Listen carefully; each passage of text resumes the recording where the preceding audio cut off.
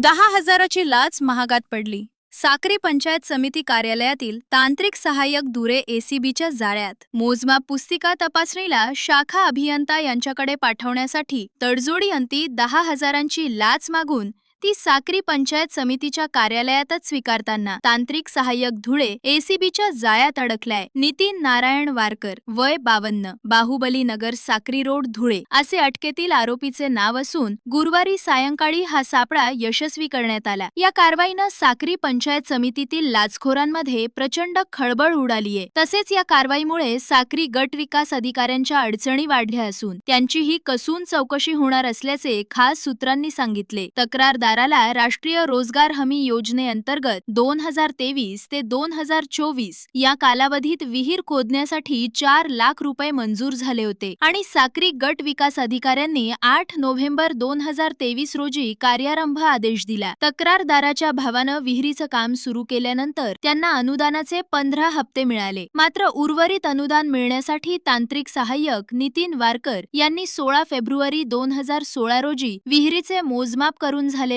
कामाच्या बदल्यात 1,62,320 रुपयांची नोंद मूल्यांकनाच्या मोजमाप पुस्तिकेत केली. लाच स्वीकारताच पडल्या बेड्या. तक्रारदारानं अनुदानासाठी वारकर यांची भेट घेतल्यानंतर त्यांनी मोजमाप पुस्तिका शाखा अभियंता यांच्याकडे पाठवण्यासाठी 10,000ची लाच मागितली. गुरुवारी 30 तारखेला तक्रारदारानं एसीबीकडे तक्रार नोंदवली आणि लाच पडताळणीनंतर सापळा रचण्यात आला. आरोपीनं लाच स्वीकारताच दबा धरून बसलेल्या पथकानं त्याच्या मुसक्या बांधल्या. यांनी केला सापळा यशस्वी. धुळे एसीबीचे पोलीस उपअधीक्षक सचिन साळुंखे यांच्या नेतृत्वात पोलीस निरीक्षक पद्मावती कलाल, हवालदार राजन कदम, मुकेश अहिरे, संतोष पावरा, प्रवीण मोरे, मकरंद पाटील, प्रवीण पाटील, सागर शिर्के, प्रितेश चौधरी, चंद्रकांत सेंदाणे, कॉन्स्टेबल रेश्मा परदेशी, हवालदार सुधीर मोरे, कॉन्स्टेबल जगदीश बडगुजर आदींच्या पथकानं हा सापळा यशस्वी केला. मीडिया लाईव्हसाठी रफिक शेख, साक्री, धुळे.